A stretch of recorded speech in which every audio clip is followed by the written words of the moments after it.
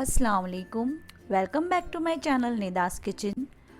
आज हम बनाने वाले हैं सोयाबीन के कबाब, जो खाने में बहुत ही टेस्टी होता है, जो ऊपर से बहुत ही क्रिस्पी और अंदर से बहुत सॉफ्ट और जूसी होता है। बहुत से लोगों को ये कहते सुना है कि उनके कबाब जो है वो टूट जाते हैं, अंदर से ड्राई हो जाते हैं।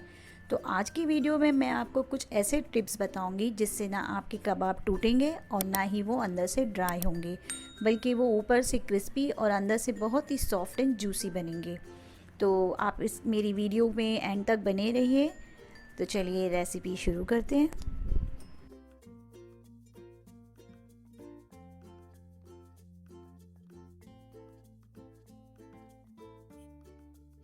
सबसे पहले हम लेंगे हाफ़ कप चना दाल और इसे हम आधे घंटे के लिए सोक करके रख देंगे।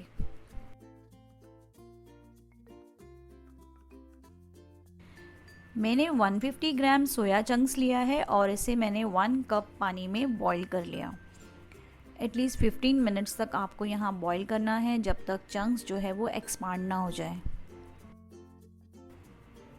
हमारे चंक्स जो है वो बिल्कुल अच्छे से बॉईल हो गए हैं और ये अपने साइज़ में भी डबल हो गए हैं। अब इस स्टेज पे हम जो है सारा पानी ड्रेन आउट कर लेंगे और इन्हें हाथों की मदद से अच्छे से निचोड़ कर इनका पूरा एक्सेस वाटर निकाल लेंगे।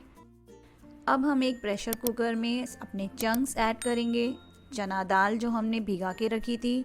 फिर हम ऐड करेंगे एक मीडियम साइज़ प्याज, 1 इंच अदरक का टुकड़ा जिसे मैंने कट कर लिया था, 6 से 7 लहसुन की कलियाँ, 1/4 टीस्पून से भी कम हल्दी पाउडर, 1/4 टीस्पून गरम मसाला पाउडर, 1/4 टीस्पून ज़ीरा पाउडर, नमक टेस्ट के अकॉर्डिंग, 2 तेज़पत्ता और 1 टेबलस्पून ऑयल भी ऐड करना है। ऑयल इसलिए ऐड किया जाता है क्योंकि चंक्स जो होते हैं वो काफ़ी ड्राई होते हैं और जब हम इसे बाइंडिंग करते हैं तो ये टूट जाता है। तो इस स्टेज पे ऑयल ऐड करने से हमारे जो चंक्स हैं वो ड्राई नहीं होते। ये था टिप नंबर 1। स्टेज पे मैंने कश्मीरी रेड चिली पाउडर भी ऐड किया था, सॉरी जिसका वीडियो स्किप हो गया है। अब हम डालेंगे 1 कप पानी और इसे 2 सीटी आने तक हम पका लेंगे। जब तक हमारे चंक्स पक रहे हैं तब तक हम ग्रीन चटनी तैयार कर लेते हैं, जिसके लिए मैंने लिया है 1 कप हरा धनिया, कुछ पुदीने के पत्ते, 3 से 4 लहसुन की कलियाँ, 1 हरी मिर्च, 1/4 टीस्पून ज़ीरा पाउडर और अपने टेस्ट के अकॉर्डिंग नमक ऐड कर देंगे और उसमें थोड़ा सा पानी ऐड करके हम चटनी तैयार कर लेंगे। लीजिए हमारी चटनी तैयार हो गई है। अब हम इसे साइड में रख लेते हैं। चलिए हम अभी अपने चंक्स चेक कर लेते हैं। माशाल्लाह ये बहुत ही अच्छे से पक गया है और इसमें इतना पानी है जितना हमें चाहिए। दाल भी बहुत अच्छे से गल गई है, ये हमें इसी तरह चाहिए। तो मैं आपको टिप देना चाहूँगी यहाँ पर कि अगर हम इसका पूरा पानी अगर ड्राई कर लेंगे तो हमारे जो कबाब हैं वो बहुत ही ड्राई हो जाते हैं। अगर ये जितना पानी मैंने रखा है उतना ही पानी आप रहने दीजिए, उससे जो है आपके कबाब ड्राई नहीं होंगे बल्कि बहुत ही जूसी और सॉफ्ट बनेंगे। अब हम इसे बारीक पीस लेंगे। पीसते वक्त हमें इसमें कोई भी पानी ऐड नहीं करना है, बस जिस तरह ये मिक्सचर है उसी तरह हमें इसे पीस लेना है। हमारा मिक्सचर तैयार हो गया है। अब इसका टेस्ट बढ़ाने के लिए अब हम कुछ हरे मसाले ऐड कर लेते हैं। जैसे मैंने यूज़ किया है बारीक कटी हुई प्याज, हरा धनिया, कुछ पुदीने के पत्ते, 1 हरी मिर्ची जिसे मैंने बारीक काट लिया था। अब हम इन सबको अच्छे से मिक्स कर लेंगे।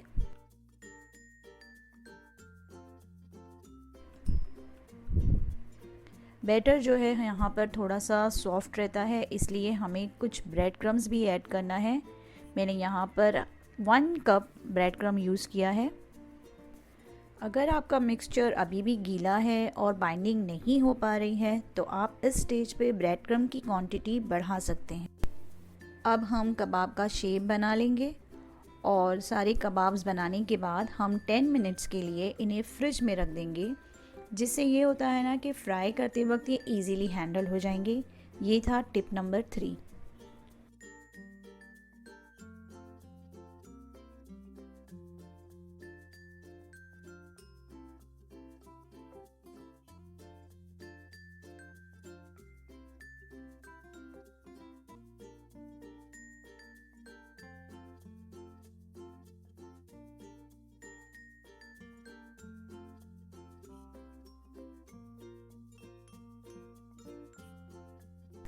अब हम इसे फ्राई कर लेते हैं। हमें इसे शैलो फ्राई ही करना है और हमारा गैस का फ्लेम जो है वो हाई होना चाहिए क्योंकि हमारा मिक्सचर ऑलरेडी पका हुआ है।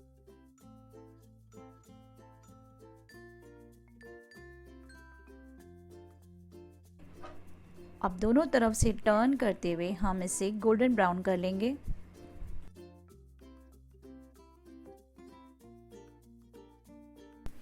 माशाल्लाह हमारे कबाब बहुत ही अच्छे बनकर तैयार हुए हैं। ये दिखने में जितना टेम्पटिंग है, खाने में उससे भी ज़्यादा बहुत ही डिलीशियस होता है। ऊपर से क्रिस्पी, अंदर से सॉफ्ट एंड जूसी। ज़रूर ट्राई कीजिए। और आपको अगर मेरी रेसिपी पसंद आई तो आप मेरे चैनल को सब्सक्राइब कीजिए, मेरे वीडियो को लाइक कीजिए, दुआओं में याद रखिए। अल्लाह हाफ़िज़।